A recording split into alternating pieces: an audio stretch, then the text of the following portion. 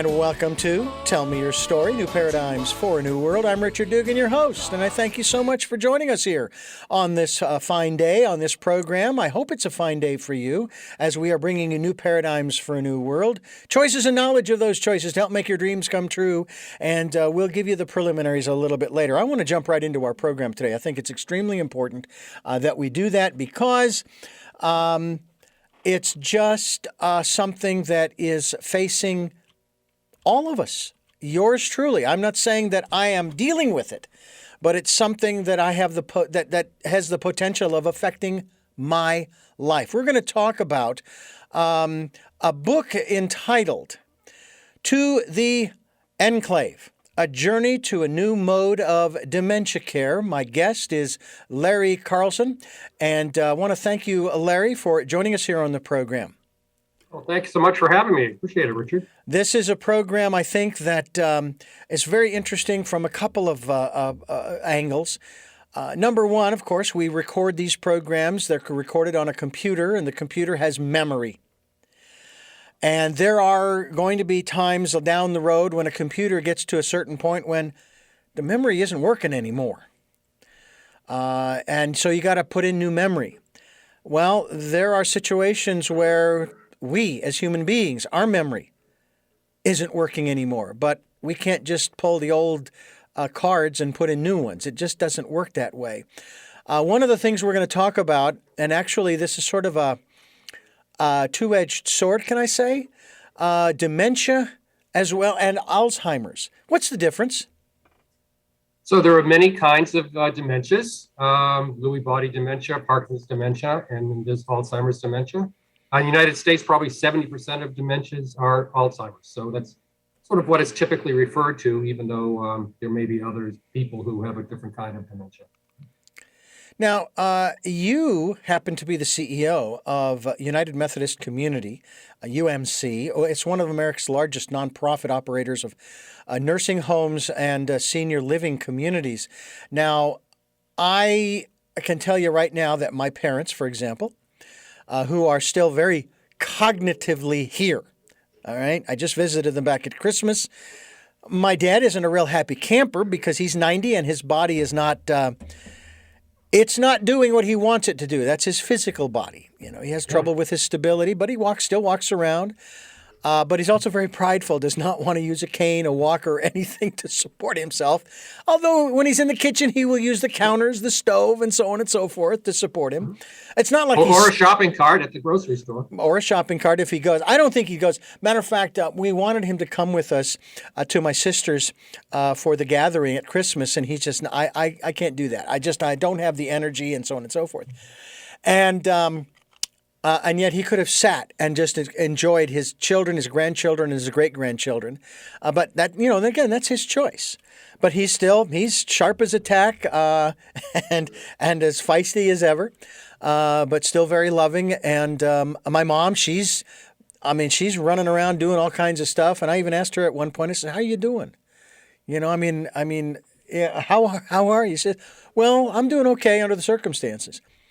But when you start talking about dealing with people who have Alzheimer's or dementia, and again, all of the different variations thereof, you're starting to talk about caregivers. Now, I was a caregiver for a while with my second wife who had cancer, and she's had it, got rid of it. She's not had any problems for over 20 years.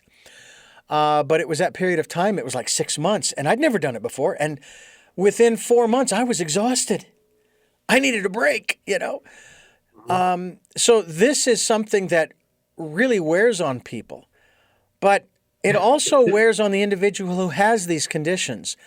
Now, is it true that there isn't just a mental decline? There's actually a physical cellular decline? Is that what we're experiencing also? And is that one of the reasons why a lot of people, they will succumb to these conditions and pass on? Is that a fair assessment? Right. So, the brain is losing its ability to communicate with itself internally. And so that's why you're losing, memory pieces. And eventually it sort of all comes undone. Now, how does one know how does one detect if they have this condition? I'm trying to come up with an umbrella to put over the top of this, because I knew when I had, well, I didn't really know that that's what it was, but I knew that I had a gallbladder problem, an infected gallbladder with a gallstone. I didn't know what it was, other than I felt this pain, and my wife, she said, go to ER, boom. And I did. Golf ball size gallstone and a very infected gallbladder. And they took it out. So, I had symptoms. Are there symptoms? It's not as cut and dry as that, Richard, okay. Because it sort of creeps in on people. And, at the beginning, most people won't even realize that something's going on. Or maybe the person themselves will say, I'm starting to forget some names, or I start talking around certain things if I'm missing a word. But you can chalk it up to you were busy that day, or there's something more organic going on. So it's much more difficult for someone who's living with you to really see that until it's progressed its way down its course a little bit. And it's really, it's not like you can go and get a definitive diagnosis at some point. It's not like a medical test says, you're level 3 Alzheimer's. It just doesn't work that way. Mm. Well, I would think that somewhere down the road, I know that there's probably some way of detecting the potentiality through maybe genetic testing and those kinds of things. Or maybe it's hereditary. Is that? And well, again, I know you're not a medical doctor, but I mean, go ahead. Yes, you can do that, but that's only saying that you might be predisposed for it. That doesn't mean you're going to get it. Correct. Now, I saw a documentary not too long ago where this guy, I don't know I can't remember how the whole thing started. All I know is that he started going into some of these assisted living facilities, and he found a way to connect with almost every single patient in there who basically was sitting there comatose. I mean, it was as if they had left the body, but the body was still functioning. They could get up and walk, but they weren't there. It was music. What he did was he went to the family and they said, what kind of music do they like? And he would put together an iPod of their favorite music with headphones. He would put them on, play the music, and they would come to life. You know why that works? Tell me. Because they're getting to know these people. They're getting to know what makes them tick, what their values are, what they like. Just because someone shows up at an assisted living building when they're 90 years old doesn't mean they're a woman in 23B. They've had a life. And so what we try to do, United Methodist Communities, is to know thy resident. And the extent to which we can know them better, we can help them engage with life and keep that normal pattern going, irrespective of where they're living. We're talking with Larry Carlson, and he has a unique way of helping folks in nursing homes, assisted livings through the work that he is doing. And we're going to find out more about that as we continue here on Tell Me Your Story. I'm Richard Dugan, your host, and it's a great pleasure to have Larry with us here. Larry, I just am flabbergasted at, and I'm sure you probably feel the same way, the way our society, and I'm talking about Western civilization, as it were, here in America treats people who are aging. And I was going to put an age on it, but it could start when you're in your 40s and you're starting to have maybe slight diminished capacity. You don't have to wait until you're 60, 70, 80. And that's, of course, another issue, too, is that people are starting to live longer because maybe they're taking better care. Maybe our technology and our medicine is more easily readily accessible to help people live longer. My father at the age of 90 had a hernia operation. There are certain operations they won't do on people who are in their 90s because, they don't expect them to live long, like transplants, those kinds of things, which is really unfortunate. But do you think that is part of our problem in the West, is that we don't care for these people. I mean, I don't want my parents to go into a home, even though my parents have made it very clear to all of us siblings, all of us children, that they have already set up plans in motion that if that were necessary, we don't have to worry about that. That's really good for them and good Yeah. for you, Richard, Yeah. because that is not probably a typical scenario in most families. Most people are sort of pushing it off for as long as possible until they sort of reach this point of crisis. And, either they've been trying to take care of someone and they just don't know how to, and they're now sacrificing their relationships with their own family or themselves. This crisis comes and they have to now decide what they're going to do in an immediate moment, as opposed to your family that has really thought ahead and planned for this in the eventuality that it needs to happen. So good for you. Yeah.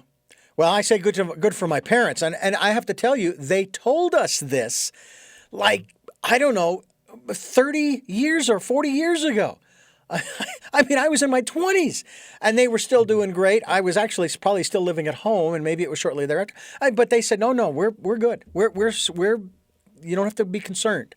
And it's one of those things that, I wish, people keep asking me. My mother would ask me, so Richard, how's your retirement program going? Your retirement plan? I said, what retirement plan? I have no plans on retiring. But again, it's a part of the process. So, most families are sort of caught in a situation where they've had maybe the parents have said, don't ever put me in the home. Yeah. And so now you've got a son or a daughter who are, laying guilt against the loyalty of that pact that they might have made with their parents versus their own obligations to their own family or themselves. And so it becomes very emotional. And, a lot of times, even in a family, you'll have one sibling who's in denial that anything's going on with dad. And you've got another one who's saying, you can't see it. It's plain as day. Yeah. And so you get these interesting or difficult family dynamics going on that you have to navigate, as well as, just feeling bad that, your mom and dad who were vital for their whole life, all of a sudden you see them sort of fading away. It's heartbreaking. Yeah. And yet at the same time, and it can happen slowly or it can happen very quickly, and then they're gone. Sadly, I suppose in one sense, as far as human beings are concerned, that's the process of life. Being alive is that's what's going to happen to all of us. As my father used to say to me, eat, drink, and be merry in moderation, because nobody gets out of this world alive. And and I've always lived by that. I've never had an addiction to something so terrible. Although some would say, well, yeah, what about your soda addiction? I says, yeah, well, I kicked that 1.5 years ago and haven't had one since and haven't wanted one. Matter of fact, I've even considered the possibility of getting, one of those little small, short little cans of soda and seeing just how sweet it was. I had some candy not too long ago, and I'm going, whoa, this is way too sweet, So hopefully I've sort of grown out of that. umcommunities.org is the website. It's also the place where you can find out about Larry and the book that he has written, that he's put together, To the Enclave, A Journey to a New Mode of Dementia Care. Now, first of all, I think we need to go back in history a little bit. What was the old mode, or have we already kind of covered that, in that we put them in a home and we forget about them? Well, let's hope we did something a little bit more, a little better than just putting them in a home and leaving them there. Yeah. First I want to say there are a lot of people in this industry who are totally dedicated and committed to making life better for people who have dementia, and have been for the 40 years that I've been in this business. But this, the standard of practice 30 years ago was just a lot different than it is now. And, a lot of times what was happening back then is the philosophy was we have to protect these people from themselves and protect these people from each other and from their family. And so how do we do that? Well, if they have some behaviors going on, we treat the behaviors. And we did that by tying them up, putting them in a jerry chair, giving them chemical restraints, psychotropic medications, and it was not good. And, what we've talked about over the years at United Methodist Communities is there's got to be a better way. Now, there was a big push back in the early 90s to get rid of the restraints, and that was very successful. And the entire industry on a number of levels was able to do that, as well as to reduce the number of psychotropic medications that people are on. But at the end of the day, we're only treating behaviors. And what we've found at United Methodist Communities is we want to treat the distress that might manifest itself as a behavior. So if we can eliminate the distress, the behavior won't manifest. And I think that has really sort of been the secret sauce at the United Methodist Communities. My wife's aunt was in the hospital. Actually, she was in a home, and she was not all there, as it were. I don't know if that's the right way to put it, but nonetheless, she would refer to me. She started talking to me, and who are you? She says, and I said, and I had learned earlier on that when you are speaking with somebody who forgets, who doesn't remember, whatever the terminology is, you go with it. You do not try to correct them. You meet them where they're at. You meet them where they're at. So she thought I was one of the doctors. So I played the role of a doctor, and that I was making my rounds, and I was just checking in on her and that kind of thing. And the conversation was beautiful. And I actually felt... So the thing is, do you want them to be happy or correct? Yeah, exactly. I would rather have them be happy. Of course. Yeah.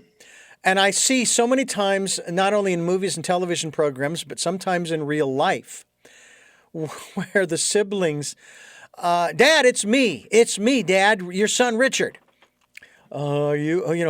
And now, my dad is not like this. I'm just using it as an example. Yeah. I'll be whoever he wants me to be so that I can have a conversation with him.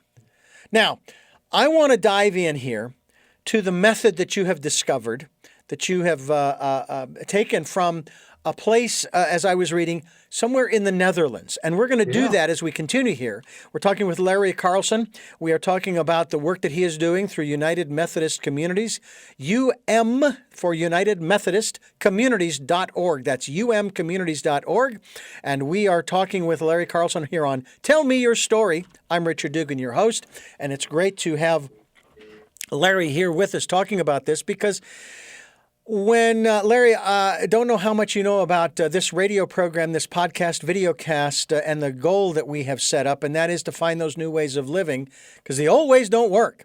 And we focus more along the spiritual, metaphysical realms, if you will. Well, this conversation we're having affects not just us as a society mentally, emotionally, physically, but also spiritually. And we struggle with this kind of stuff. And it's just really a challenge, if you will, to get through day-to-day life, sometimes even when you're not dealing with people who are somewhere else. I've even heard it said, Larry, that the people who have, for example, who are on the spectrum, and I have to wonder if this isn't part of that same spectrum, like autism, and so forth, Down syndrome. They're in this moment right now where you and I are, okay? They're not in the past and they're not in the future. They're right now. And that's why we have trouble communicating with them, because we're in the past or the future. We're projecting forward. Like when we're having this conversation, you and I, whether we like it or not, you're sitting there thinking, okay, how am I going to respond to Richard now and what he's putting forth? And then I'm going to do the same thing as you're chatting away and sharing your perspectives. Is that a fair assessment that from the person's perspective who is in this state, they're literally in the now, even though we don't know where that now is or when that now is?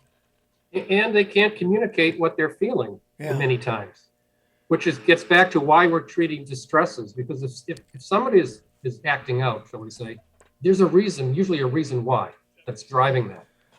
So if Yeah. we just treat the behavior, we're masking it. But if we know our residents well enough to understand what their history has been, what their likes and dislikes are, maybe how they used to, what their daily pleasures are, and we can continue that, and we can sort of alleviate that, then many times the behaviors go away. And I'll give you a quick story. So I had a resident in one of my buildings, and he was what they call sundowning. It means every night after supper, he was sort of getting agitated. And the staff sat down and knew him well enough, and they said, before he retired, he was a hotel clerk. And the last thing he did before the end of the day was to go around and check all the doors, make sure the shades are down, make sure the windows are locked, and then he would go on his way. And so they said, let's take the guy around and sort of do that after dinner every night. Guess what happened, Richard? He stopped getting agitated after dinner. Simple as that. Now, you say it's very simple, but if they didn't know him well enough, they wouldn't have been able to figure that out. So part of this method, this new method, is to get to know the people you're caring for. Absolutely. Now, that also means that you have to communicate with the relatives, if there are relatives remaining, depending upon the age of the individual and so forth. So our staff does a very rich assessment with the resident and their family to try to get to know, what their normal routine is like and what they like. And, are they music lovers? Are they art lovers? Do they like to read? Or, whatever it might be. And so we try to then engage in those kinds of things, just like your friend who came in with the music, because music is a great communicator between all kinds of people, irrespective of language, around the world. We're all joined by music at a certain level. What was so astounding in that documentary was the fact that at one point, one woman who, again, had just been laying there with her mouth open, kind of gazing off into space, she got up and she started to dance, and then dance with this gentleman, dance with her relatives, who were there visiting her. Mm-hmm. And the relatives were in tears. They couldn't believe it. They were just overjoyed that she was now moving about. And obviously, when you're in a situation in a state like that and you sit for too long, things start to, what's the word? I can't think of the word. Your muscles atrophy. That's the word. They start to atrophy. And then you have even more trouble getting up and moving around. And so this was giving them the needed physical activity to keep them mobile. So it's fascinating. I even have a friend here in Santa Barbara. She's a musician. She's a facilitator. She's a teacher. She's a life coach and so forth. And she takes this group of people that she refers to as her band, and they go to the local nursing homes and assisted living facilities. And they will set up appointments to where they'll schedule a concert in the main hall, if you will. And the people love it. I mean, and I'm sure she would be honest in this. She's not a Grammy-winning artist, but she doesn't have to be. She has a love for the music, and she has a love for sharing it with people. And she does have a beautiful voice, don't get me wrong. But I'm not, I sing too, but I don't have a Grammy Award-winning music, song, or voice, or what have you. Oh, I just sing in the shower, Richard. There you go. Okay, there you go. But see, that's the whole thing, is we find a way to communicate. It seems as though even in many other sectors of our society, aside from what we're talking about here, we're not getting to know one another. We're isolating, we're separating, we're tribalizing, and all of these kinds of things. And we're just constantly dividing and subdividing and then subdividing again into all of these different groups.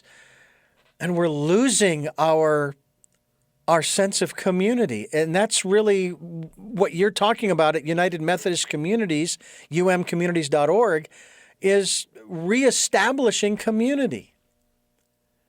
Talk to us about how you found out about this particular method. When were you introduced to it, or how did you come to it? Was it intuitive? Was it literally this facility in the Netherlands? Share with that. Well, Share that story. Yes, it all comes together. as I said, there's been a push in the industry to sort of move toward a more person-directed care. Coming out of the 90s after we got rid of the restraints and get to know people better. And, we serve them as opposed to, them coming into the building and fitting in with the rhythm of the institution. But what we realized that, there are 50 million people worldwide that have dementia. And dementia is the sixth leading cause of death globally. And age is the biggest risk factor. And so as an aging services provider, from a strategic planning point of view, this sort of fell in our lap saying, we need to be doing something about this as a not-for-profit, faith-based organization, knowing these are the kinds of people we're going to be serving in the future. So we decided to sort of zero in on this whole paradigm and sort of up our own game to become, better at this. And when I visited the Hogewey project in Amsterdam in 2017, it was really inspiring to me because they had really taken it to the next level. And by that, I mean, they started talking about normalizing life for people who have dementia. And how do you do that? Right now, most dementia memory support units probably have 20, 30, sometimes 40 people living on them. Well, who lives in a family of 40 people? Like nobody. And so in Hogewey, they had houses of 6. And so you're living with 6 other people, more of a family scale, and everything was done as a family. And you'd go to the grocery store in the morning and pick up the food you need for the day and come back, and you would somebody would help set the table, and someone would be reading the paper. Just like it would be normal. It was not an institution. And so for me, I said, we need to take what we've learned here in the United States and how we're doing with our own programmatic things for dementia. And say, how do we provide an environment where the two get married together? And because I think it's the wave of the future. I think this is the way it's going to be. Nobody wants to live with 25 strangers. But if we can group people in smaller houses, we're going to have 7 people in a house at the Enclave. And maybe there's going to be a music house, and maybe there's going to be an art house. And now you're living with people who also like music. Those kind of relationships are easier to live with, and it's going to minimize the distress. So it all comes back to the distress, Richard, of minimizing the distress. And there's stress on all sides. There's no question about it.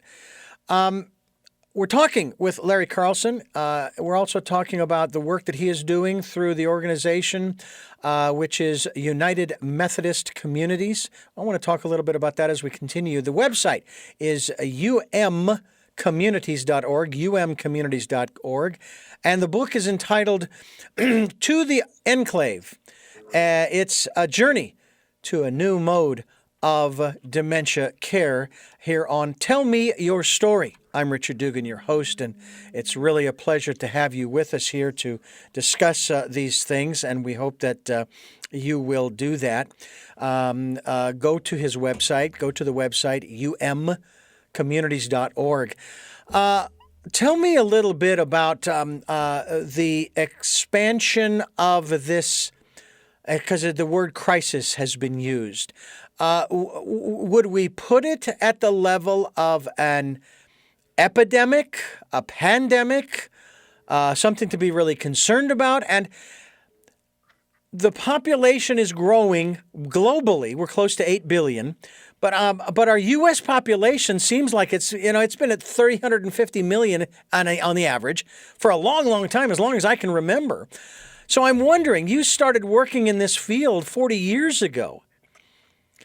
Has the population increased as far as folks who are now dealing with this? Because yeah, absolutely. And guess what, Richard? By 2050, the number of new cases per year is going to double. Wow. Now, double. How about the age range? What about the age range? Well, 40 years ago to today. Age is the greatest risk factor. So, 100 years ago when people are living to 65 and 70, 75, there wasn't as much of it around. But, the fact that we're all living longer, which is a good thing, as long as there's quality of life to go along with it, this particular disease is going to come along with it because, as I said, age is the biggest risk factor. Is it happening earlier here in the 21st century than later into the 70s and 80s? I mean, in terms of age, is it happening to younger age? folks in their 60s and their 50s? Well, I mean, there always have been people who have early Alzheimer's in their late 50s and 60s. I don't know that there's any more frequency other than a function of the general population. Well, it seems to me that life, and I don't know how much research has been done from your perspective, from UM Communities' perspective, in terms of our lifestyle, our environment, in terms of trying to find the causes. I mean, that's kind of what we try to do here. We don't want to just address the symptoms. And in a manner of speaking, that's what you're addressing, but you're doing it in such a way that returns a certain level of quality of life for these folks. Right. I mean, we're trying to give our residents a quality of life and dignity as they navigate through this terrible disease, and the families as well. Okay. So what kind of support do you give to the families of these folks? And let me ask you, first of all, how do we refer to the folks who are in these facilities? Patients, clients, residents. The residents. Okay, residents. I like that so much better. Yep. So how do you balance all of that so that you're reducing the stress for the resident, but you're also reducing the stress for the relatives, the siblings, the husbands, the wives, etc. We have to realize that the primary caregiver has probably been not really understanding what the distresses are, and so they're dealing with these behaviors at home, and it's very stressful. So they're trying to live their own life, take care of them. They don't know what they're dealing with. It's a very high stress thing. So one of the things that we can do is come alongside them and try to figure out what is driving the distress. And one of the things that the Enclave is going to be our center of excellence, where somebody could bring in a loved one who's maybe at early stage Alzheimer's, and we could do some assessment with them, try to figure out what are the distresses in their life, and then we could do some training with that family caregiver and send them home, hopefully with a sort of a toolkit of strategic things that are going to help them cope better and have their loved one more comfortable. Because my sister-in-law dealt with this with my brother-in-law a few years ago, and she was beside herself. She just didn't know what to do. And there's a good reason why the most popular book on this is the 36-hour day, because people who are taking care of someone 24/7 feel like they have to be on call 36 hours a day. Yeah. Because they're not quite sure what they're going to do. And so I when I talked to my sister-in-law, she just wanted some help as to what could she do that was right, that was going to make him feel better, and she could feel like she had some sanity in her life. Yeah. I've often wanted to ask my parents this question. My father is 90. My mother is 87. I've already described their present condition, which is, again, still vibrant and so forth, aside from my father's physical situation. And the question that I've never asked them, I've actually been afraid to ask the question because I'm afraid of the repercussions that may come back. What is it that you get up in the morning for? I mean, why do you get out of bed every morning? What is it that you're living for? It's not that I want them to go, but God forbid, I don't want them. It's like I've wanted to say to my dad, you can leave, you can go anytime you want. You don't have to stay if you don't want to stay. But that's a whole nother discussion, I think, that we might have a little later on in the program. But I've often wondered that. I was like, why do they get up and get out of bed and move about and do what they do? Whereas, for example, I get up in the morning because I love coming to work to do the things that I do, interviewing folks such as yourself to try to tackle some of these really really hard subjects and questions. And again, I just put it out there because I know that's got to be in the back of the minds of the relatives, maybe not so much the residents, but also the facilitators, you in particular with United Methodist Communities and others across the country and around the world, as to providing or having a purpose in life at that point. And now, I'll let you know too that we talk about choices and knowledge of those choices to help make people's make people's dreams come true. And so I put this out there in terms of that kind of concept. What dreams are still there that we could help them with, that we could give them that day-to-day, again, if you want to use the term quality of life. Do you kind of see where I'm going with this? I don't want to ramble any further. Well, no, but I mean, Richard, really comes back to the whole know thy residents, and allow them to engage in the things that brought meaning to them when they were younger.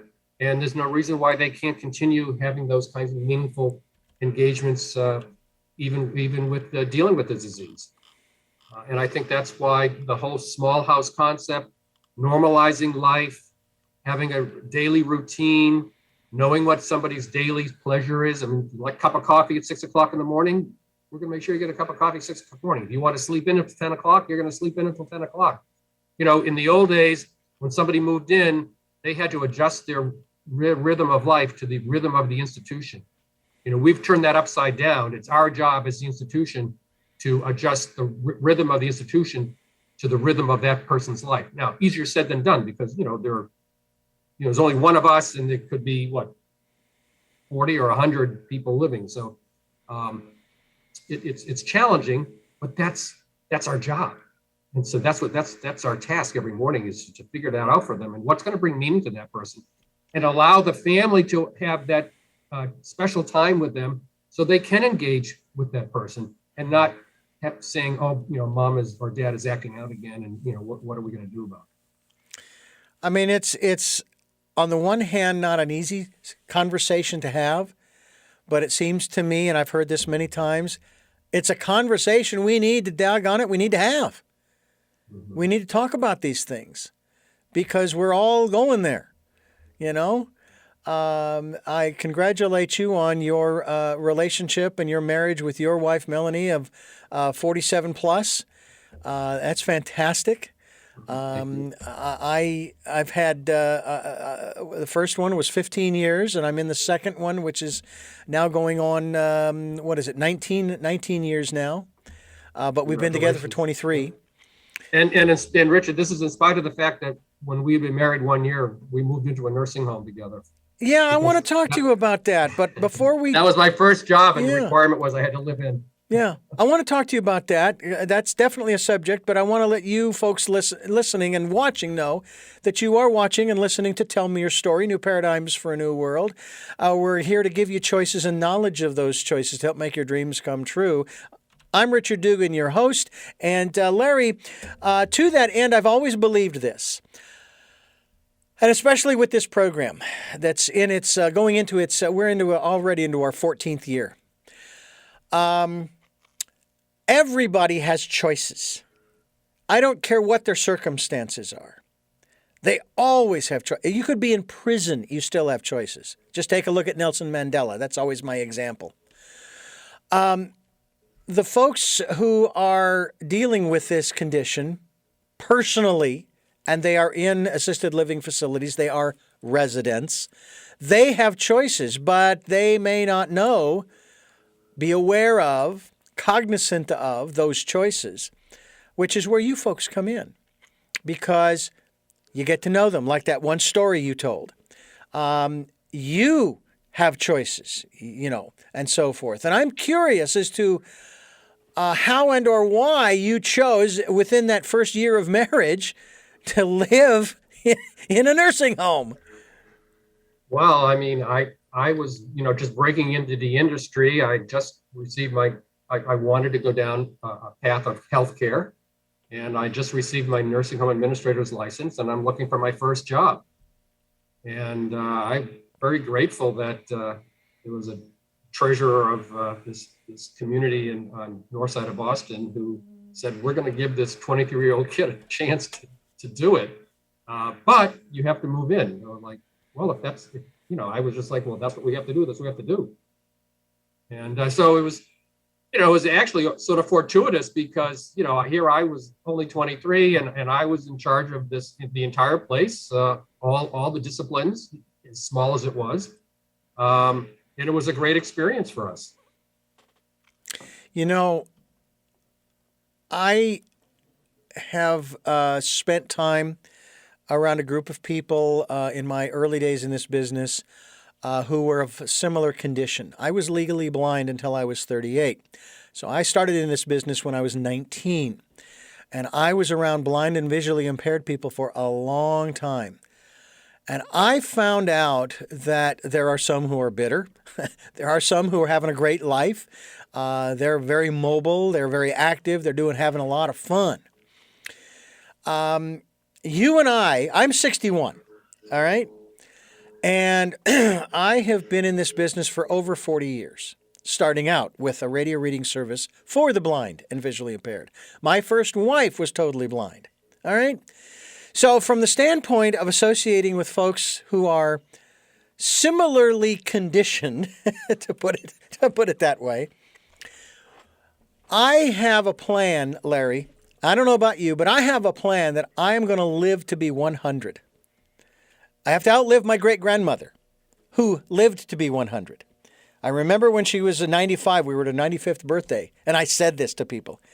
And I said, but she's making it really hard. But I wasn't that I wanted her to go, okay, not by no means. And I'm not even sure why I took on that mantle, if you will, saying I want to live that long. But I have another lifetime ahead of me. Yeah. I want to be doing this into my 70s, in my 80s, in my 90s, and I'm heading in that direction, just as you are. Mm-hmm. Good for you. So you're now associating, and have been for, again, over 40 years, with folks that you are going to be sharing that chronological space with. I know. I was the boy administrator at age 23, and I was everybody's great-grandson. That felt pretty good, though, didn't it? Now I'm their compadre, right? Yeah. Now that felt pretty good, though, didn't it? At 23. Of course it. Yes, absolutely. Yeah. And I used to be called the baby in the group because I was in my 20s, and now every group I was associated with, everybody was older than me. So I know that feeling as you share that. But we're all heading in that direction, Larry. Is there anything that we as individuals can do, anything that I can do to prepare myself for reaching that chronological area? Hopefully, I can, as I went through a past life regression hypnosis therapy session where in my previous life I was a pioneer and I was out I had a farm, had a few, like a cow and chickens and what have you, and a field of I don't know what. And I remember walking out on the porch of my cabin in the mountain after I'd lost my farm, sat down in the chair, put my feet up on the rail, tipped my hat back. It's been a good life. And I left. I died. It was that peaceful. And I want to do the same thing in this lifetime. But there's no guarantee. There's no guarantee how we're going to go out. Right. Is there anything that we can do that you maybe have done to sort of make peace with that inevitability down the road? Or maybe as my parents have done for us, they've told us, hey, do not worry about us. We've got everything planned out. And I don't know what those plans are, to be honest with you. That we can sort of at least meet that event halfway. Is there anything that you've come with? Well, I think that, the foundational things that we all need to do are, physical exercise and brain exercise, and, keep our minds active and our bodies moving. I think the worst thing we can do is stop, because that's when you do, right? Okay. Well, I know that I've always loved brain teasers of sorts. I remember a book I bought many years ago. I think I still have it too. Had these two puzzles. And the first one was a series of letters. It said, find the pattern. I love looking for patterns, especially in numbers, colors as well, and so forth. So I looked through it, and it was like 1, 6, 7, 9, 4, and 2. Find the pattern. And I looked at it, and I found it right away. And it was that the odd-numbered positions where the numbers were all straight line numbers. The even-positioned numbers were all curves, or had curves in them. Went on to the second puzzle, and it had letters. And it laid them out, C, I, J, L, and so forth. And I sat there going, okay, what is the solution? And I spent 10 minutes trying to figure it out. It was the same solution as the previous puzzle. Curved versus straight lines. Yep. But I love that kind of stuff. So, my dad, you're talking about your dad. My dad's going to be 96 next week. Wow. And he loves to do Sudoku. He does, and he's a lot better at it than I am. But then he's done that for years. But yeah. I still think that's, and he's sharp as a tack. Yeah. So what are you? I know you like to go fishing. I've only been fishing a couple of times. I actually really enjoyed it, and I wasn't concerned with catching anything. And I still remember the host of a fishing show here in Santa Barbara who used to say, "Richard, that's the reason why they call it fishing and not catching." Right. Yeah. Actually, I'm going to Panama to go fishing next month. Oh, wow! I'm really excited about that. What are you looking to catch? Big billfish. Ooh, wow! Have you ever gone after like the big ones, like the marlin? Yeah, that's what I mean. Marlin. Oh, yep. Okay. Yeah. So that's it's all catch and release. So, but it is. But yeah, I'm pretty jazzed. I think that it's really strange that my hobby is actually my vocation. I mean, yeah, I love spending time with my wife. I love being out in nature. Especially living here in Santa Barbara, being out on the water. My favorite place to be is not just on the beach, but out floating on the water. Oh, okay. Yeah. Preferably in a vessel of some sort. Yeah. So I mean, I'm on the opposite coast. We're on the New Jersey shore here, and I take my Jeep out on the beach. Fortunately, we have a beach here that we can actually drive on. It's the last undeveloped barrier island in the North Atlantic. Oh, wow. And I'll drive 5 miles down the beach and park my Jeep and have my lunch and go surf casting. And it's a great way to spend the day. Yeah. I'm 20 minutes walking from the beach. I lived in Phoenix, born and raised there. Take me 20 days to get to the beach because I don't think California is dropping off into the ocean as much as we in Arizona were hoping. But you thought you're going to have oceanfront property. We were really hoping, but now my brother and I live here, and it's like, okay, we don't want that now. Right. Either that, or I got to make sure that I have my swim fins on. This is fascinating conversation, and I know too that there were a lot of folks here in Santa Barbara, a lot of folks in their 60s, 70s, 80s, 90s. And what I find extraordinary, even though I know there are assisted living facilities here, residents who are there are still a lot of folks in that age range. Boy, they're still doing some great stuff. There are people going after their PhDs in their 80s and 90s. They're artists, painters, sculptors, et cetera, et cetera. Some folks just get out and they take a walk along the beach and so on and so forth. But this whole process of the Alzheimer's / dementia, and I guess, let me ask you, I mean, you may have mentioned this at the front end of the program. What would be the umbrella term that we want to use for all of this? Is there one? I'm sorry? Well, dementia. Yeah, dementia. Yeah. Okay. Yeah. It's one of those things where I've heard fish is supposed to be brain food, and so forth. I've heard also that too much alcohol destroys brain cells until I saw another report that of recent days actually said that's not true because you're constantly regenerating brain cells and other cells in the body. I mean, we have a new body every 7 years, right? So That's what they say. Yeah, that's what they say. Mine doesn't look like it, but okay. So what's on the horizon as far as this process in terms of the United Methodist Communities plan? And you have, hundreds of facilities across the country? No, in New Jersey, we have 9. 9, okay. But do you connect with any of the other facilities across the country in terms Sure. of We're sharing? part of a group called the United Methodist Association, and in that case, there are hundreds across the country. That's where I got that number. Okay. Yes. Yep. And is there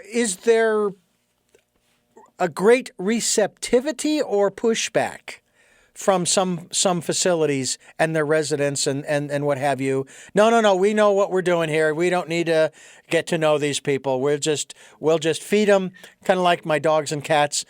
I'll put the food down. They've got food. I'll let them out to go potty and bring them back in, and we'll just, that's all we need to do. Well, I don't want to be. There are a lot of good people in this industry, and a lot of great places to live across the country. I just think we've just decided to take it to the next level and try to become a prototype for what I think is going to be how we serve dementia residents for the next generation, just as people did 30, 40 years ago when they were doing whatever they were doing. So, and with this new method, how is the burnout level? Has it decreased now that you don't have the stressor like you used to as a facilitator? Okay, as a caregiver in the facility to the residents. Yep.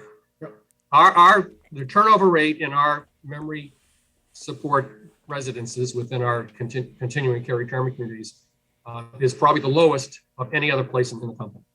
People love to work there. Why? Because it's a normal environment. Even though, they're doing dishes and cooking meals and as well as taking care of, we've got rid of all the silos that typically are found in an institution, and it becomes much more of a family setting, and it's a much more relaxed environment. And our caregivers just love it. They wouldn't work anyplace else. That's beautiful. It really is. I don't have the room presently where I live to take my parents in, plus the fact that they live in Arizona and Phoenix, and I'm here in California, so it wouldn't really be practical. I've got 4 sisters who live in Phoenix, and they're there to support them, and they're there. And I give them a call every so often, my parents, that is. I call them, every week or so, sometimes a little more often, just to see how they're doing and kind of catch them up on their son's foibles as he moves through his life. And they'll give me a little advice or what have you if I ask for it. That's one of the other things about my parents. They've never, if you will, stuck their nose into my situations. They didn't in my divorce. It was only after the fact that I started hearing, oh, yeah, well, we knew, blah, blah, blah, blah, blah. I said, well, why didn't you say something? Because we don't stick our nose where we haven't been asked to. So anyway, I have to say that what you have found, and the word community, that is absolutely key, especially in the name, United Methodist Communities. And umcommunities.org. You have definitely, I think, found the key, if you will, to caring for the folks that have cared for us as we were coming into this world, as we've been brought into this world. Rich, we spent a year trying to figure out what our mission was going to be. Mm-hmm. And we talked to a lot of individuals, and we had some focus groups, and it really came down to that we are compassionately serving in community, so that all can have abundant life. Let me remind you, folks, Larry Carlson is my guest, and he is connected with, he's a part of, you are the CEO of United Methodist Communities, umcommunities.org. umcommunities.org is the website. And the book, now, is this a series of stories? Is this step-by-step support help for folks to the Enclave? Yeah, it's a resource book for people who might be navigating this situation themselves personally. And so we have a number of cases that we're sort of following through the book of people who are dealing with this in certain situations, and we try to then try to lay out information about the industry and about the options and about how it works and maybe what is not working so well, and then we sort of move into the whole Enclave paradigm and as to why we think this way is a better way. Well, it has been said that it takes a village. Of course, it was referencing raising children. Well, it still takes a village to take care of the other end of life as well, those folks who are at the other end of life, because they're still alive, they're still living. And I honestly believe that what you have done is restored faith in humanity by saying, hey, these folks, they deserve a quality of life. And I got to tell you that if based upon what I've experienced in my lifetime in terms of the lack of quality when I was sick or ill or injured or what have you, I don't want to be here. It's just, it's only rare occasions where I've felt so sick, so ill that it's like they say death warmed over, which is kind of an oxymoron because it's cold. But there have been times it's like, I just want to die. I want out. Let me out of this body. Give me another body. Put my consciousness somewhere else. But it's fantastic what you folks are doing, and we applaud you, and we encourage folks to get in touch with you and to find out more about United Methodist Communities, umcommunities.org, as we continue here on Tell Me Your Story. I'm Richard Dugan, your host, and we're talking with Larry Carlson. Larry, I have 3 final questions I like to ask my guests. And you may have addressed them to some degree during the program. And actually, you might actually answer one of the questions in one of the other answers. Be that as it may, I'll ask those questions in just a moment. But I want to let you, the listener and the viewer, know that you're listening to and watching Tell Me Your Story, New Paradigms for a New World, where we're giving you choices and knowledge of those choices to help make your dreams come true. Sundays at 7 a.m. and 7 p.m., Mondays at 1 a.m., and Wednesdays for our special edition of Tell Me Your Story. That's at 9 a.m. Pacific time across the board. We stream those programs live at richarddugan.com. The podcasts are on SoundCloud, iTunes, TuneIn Radio, Spotify, Stitcher, Player FM, Blueberry, iHeartRadio, Amazon Music, and many other locations on the internet where you can find us. You can also watch these interviews on YouTube by going to the channel Tell Me Your Story. Just look for the guy with the black hat.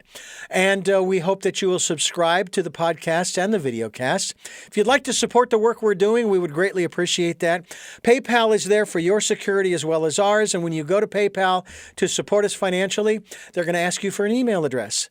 And that email address is richard@richarddugan.com. That's richard@richarddugan.com. And we thank you. Heartfelt gratitude for the support that you have given and that you will give in the future as well. And we also ask that you take time to go within during the decade of perfect vision. It's the perfect vision that you will find when you go within and you listen to that still small voice and follow the promptings, get the inspiration, the encouragement, the direction for your life from literally minute to minute, hour to hour, and day to day. That's an area we probably could have dove into as well, although I did ask you about how your intuition may have guided you down this path, and you did discuss that a little bit. And with all of that being said, Larry, we have the 3 final questions in our lightning round at the end of our game show called Tell Me Your Story. And the first of those 3 questions is, who is Larry Carlson? He's a person who loves his family and loves his life. What is it that you hope to or want to achieve through the work that you are doing now? I hope that something that I've been doing will impact others, either specifically within the company I'm working with, or allowing that knowledge to be shared across the board with others so that its impact can be manifested in a broader capacity. And finally, what is your life's purpose? Wow. To know and love God. Well, Larry Carlson, thank you again for joining us on the program. Thank you. And thank you for listening to and watching Tell Me Your Story, New Paradigms for a New World, as we're giving you choices and knowledge of those choices to help make your dreams come true. And until our next broadcast, podcast, videocast, love to lull.